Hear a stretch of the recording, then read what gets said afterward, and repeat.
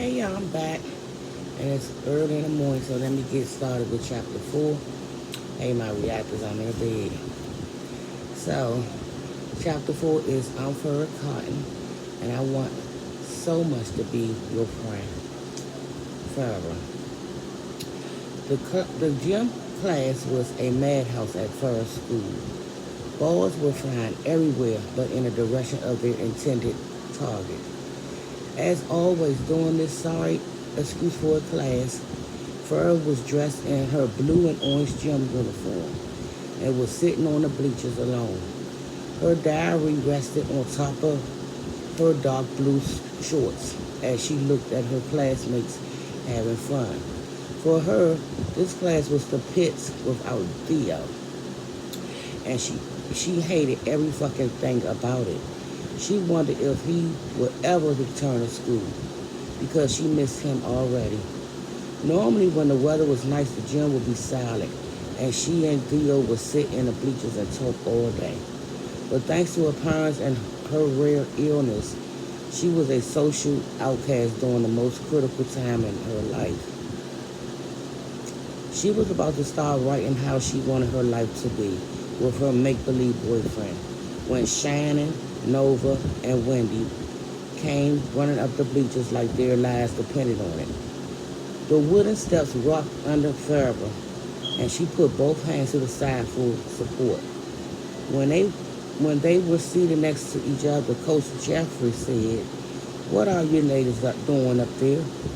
Unless you have a letter excusing you like Farber, you need to be down here playing dodgeball with the rest of the class." At the mention of her name, everyone looked at her and she held her head down because she was hospitalized recently for her condition. Her light skin looked like she had chicken pox, and parents warned their kids to stay away from her. Forever classmates hated how Fur always seemed to have favor with the coach. They would have taken their anger out on him if he didn't live in the very neighborhood they did all his life. I'm serious now. You and the girls need to come back down here and participate. The only one allowed to sit out is Farber. Shannon, the leader of the pack, was a brown-skinned, pretty girl with medium-length black hair and a body more developed for her age. She had ass, titties, and hips too early, and she knew it. Mr. Jeffrey, we just got our periods, and we can't play." The gym erupted into laughter. Knowing if there was one thing Mr. Jeffrey avoided, it was the topic of little girls' menstrual cycles. "If you want to check my pad, I'll go in the bathroom and take it off and show you." With his face beet red, he said, "No, please don't. Never mind." Then he blew his whistle and addressed the rest of the class, mainly boys. "Everybody else get back to work." After laughing so hard they couldn't contain themselves, Shannon and her crew huddled together to discuss the real business at hand. "That bitch is so fucking nasty.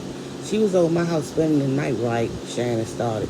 "When all of a sudden she gonna ask me if she could borrow a pair of my panties because she was seeing her boyfriend later that night and wanted to take a bath." She frowned. She must have forgotten her own. "So what did you say?" Nova asked. The girls were so close together they looked like conjoined triplets. I said, "Fuck no." Fur was ear-hugging so hard her neck was hurting. "What I look like?" She is so not clean," Nova said, not liking the subject of their conversation anyway. She was also a cute girl with honey-colored skin and short curly hair. "Who the fuck using somebody else's drawers?" She glared, shaking her head. "Exactly," Wendy added, a little on the Chucky side. She was still considered a cutie because of her silky black hair and dark Indian skin. Coconut is so trifling." "Damn, bitch, why you say her name all loud and shit?" They looked around for her, pretending to be playing with her kneecaps. "She's still my friend," she proceeded with narrowing her eyes. "You know how people gossip at this school and shit." She looked at Fur and determined she was too spotty-faced and quiet and quiet to say anything. Anyway, she said, rolling her neck, poking her lips out. A few days later, I put on my favorite red panties, and the next thing I know, I got a yeast infection. Ugh, Nova said. That girl is a mess. How you know she gave it to you? Wendy asked. Because I never get yeast infection, bitch. That's why. Wendy felt stupid. Plus, when I looked at my panties, it had extra cum in them. I don't make that much cum. Only girls who don't wash get those things, not me. Ooh. Oh, I see. Fur couldn't believe what she was hearing. She always wanted to be friends with Coconut, but so did everybody else, including Rhonda and her crew. She couldn't get over her luck. Coconut is nasty, she thought. It didn't make a difference because she was both pretty and cool, and that's the kind of person she needed to be hanging around. Fur wondered if she told her what she learned, would she accept her into her fold. At least warned her about keeping up shit, as she quietly took notes at the change in her behavior. Fur desired too much to be loved and fit in, and her grandmother knew where that would lead her if she didn't change. You can make more friends by being nice and being yourself, Elise would say. Fur would then look at her large, smelly grandmother and make assumptions about her life. In her book, she was lonely, and that was not the life Fur wanted. Fur wanted friends so very badly that Grandma could suck a horse dick for all she cared. She was tired of being a quiet, nice, spidey-faced, weird girl, and she was going to do something about it today. You ain't still cool with her, are you? Wendy asked. I know I wouldn't be. Shannon was just about to respond when Coconut, Rhonda, and Natasha marched up the bleachers. This was the most excitement Fur had ever had in gym, and she wondered if Shannon would tell her to her face how stank her pussy was. Coconut, light-skinned, was painted lightly with makeup. Since her mother was black and her father was Caucasian, she was biracial and was often mistaken for white, especially since her hair was glittering with gold streaks. Hey, Shannon, y'all coming over my house later, right? Everybody else is staying tonight, and we're going to watch my mother dirty movies. When Farber heard the invitation, she thought, I want to come over, can I? When everybody looked at her, she wondered what was wrong. And then it dawned on her, she said what she was thinking out loud. She wanted to take her statement back, but it was too late. There were about 10 more seconds of uncomfortableness, silence, before Coconut gritted her teeth and said, your test tube spidey-faced ass can't come nowhere near my house. We don't even know what you got. All the girls scooted a few feet back to get away from her. Everyone broke out in a heavy laughter. This chick is really crazy, Shannon asked. Fur could feel steam rising off her head. You don't even like my friend. You talk behind her back. If she was possessed with the same violent current, as the rest of the Cottons, Shannon would probably be dead by now. She didn't hate anybody more than her. What you need to be doing is minding your own business. I wish I had some perfume on me to spray her in her face. Since everybody knows she can't be around nothing sweet smelling without melting away, Shannon continued as all the girls laughed harder. Anyway, I'm coming, she said in her fakest voice. And Wendy and Noah were coming too. Wendy frowned until Shannon elbowed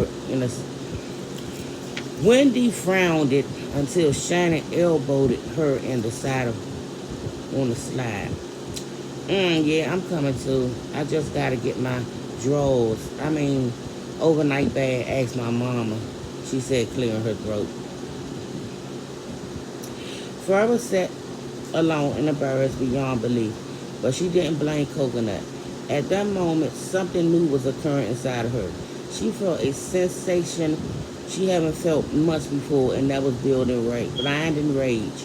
Suddenly, she wondered what Shannon would look like if she sliced her nose open wider. She reasoned her mouth wouldn't be so loud then if blood was in it. There was no doubt about it. She was going to tell Coconut everything that was said behind her back, and then they could be best friends. When Coconut left with Rhonda and her friends, Fur got up, grabbed her diary and pencil, and followed them towards the locker room. For some reason, she looked back at Shannon, and she was surprised to see her staring directly at her. Yes, I'm going to tell her everything you said, Coconut. I'm going to tell her everything you said. Coconut is a nice person, and people shouldn't be talking behind her back. Turning back around, she continued on her mission. But since she couldn't be around fragrance like perfume and hairspray, she whiffed the air by the door before entering it. When she smelled the scent of musty, unwashed gym clothes and toilet bowls, she walked inside next to the lockers. Coconut and her friends were getting undressed and putting on their street clothes. Fur looked at Coconut half body and tried to envision her own. When she rocked her out of her thoughts, What the fuck are you looking at, Spotty Face? I don't do the lesbo shit. She eased into her jeans. What you need? Some bleach for that scarred up face? Fur thought about putting anything harsh on her skin and it would do to her body. And she shook her head. Then what the fuck do you want? You giving me the creeps. Fur heart thumped harder than a beat by Dr. Dre. I wanted to tell you, you can't come to my party, Rhonda interjected. She was a cute, dark-skinned girl with a big personality, so stop bagging. I wasn't even talking to you, bitch. That's ain't it, Fur responded. Still salty from all the sidebars. It's something else. Can I tell you in private? No, you can't. Now, what do you want? Coconut was tired of her quickly. Plus, she didn't want the pledge. She didn't want everyone she said she had. Unlike some people, I got a daddy who loves me, and he's buying me a new outfit for my birthday tonight, she continued, assuming Fur was a bastard. I do too, she smiled, hoping they had something in common. It's confusing me. Coconut looked at her friends and said, this girl is crazier than I thought. She put her shirt on. Please get out of my face. Defeated. Fur walked away but stopped at the door. Turning back around, she said, Shannon was just talking about you on the bleachers. Real bad, too. She swallowed a bitter spit that formed in her mouth and placed her hand over her stomach to stop it from rumbling with anxiousness. If she didn't calm down, she would force herself into an outbreak of blisters. Taking a deep breath, she continued. She said you wore her panties and got them dirty when you spent the night at her house. Coconut was charged by what Fur... Coconut was thinking about what Fur cotton. Hold up. Coconut was chagrined by what Fur cotton. A nobody, an outcast, was telling her about one of her best friends, not wanting Rhonda and the girls to hear anything else. She grabbed her gym bag and shoes and walked to the other side. Come over here. Fur quickly walked up to her. What's your name, Spotty Face? She cleared her throat. What's your name? I'm Fur Cotton. I want so much to be your friend. Coconut smiled, fluttered by her forwardness. I could be a really good friend too. I won't talk behind your back or lie to you, I promise.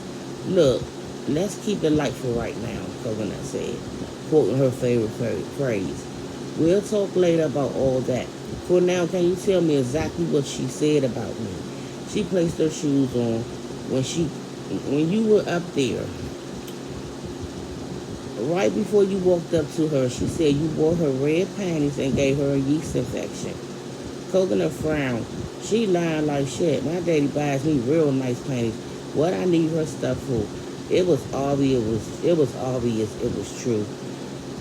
I know, I don't believe her, but I wanted to tell you so you can watch her back. She's real sneaky. The other girls were calling you names too, so I wouldn't let them come to your house if I were you. Feeling as if it were all or nothing, Fur decided to remind her of the party. Can I come to your party now since I told you about them? Yeah, but you gotta say what you telling me in front of Shannon. Fur heart thumped wilder and she tried to calm down. Her body wasn't fit for all this excitement. If I believe you, we gonna jump her. If you help, you can come to my party and be in my crew. Fur wasn't a fighter, and she knew it. Just moments ago, she experienced rage for the first time, and already she wasn't mad anymore. But if this was what it took to win Coconut over, she was down. Cupping her hands together, she said, "You got it." She was so excited she wanted to run away before she changed her mind. Coconut snatched Fur diary and pencil and wrote her number on the page of her last story. When she saw her name in the journal, she read it what it said. Later, she went outside to play with the prettiest girl in her school, who was also her friend, Coconut Elway.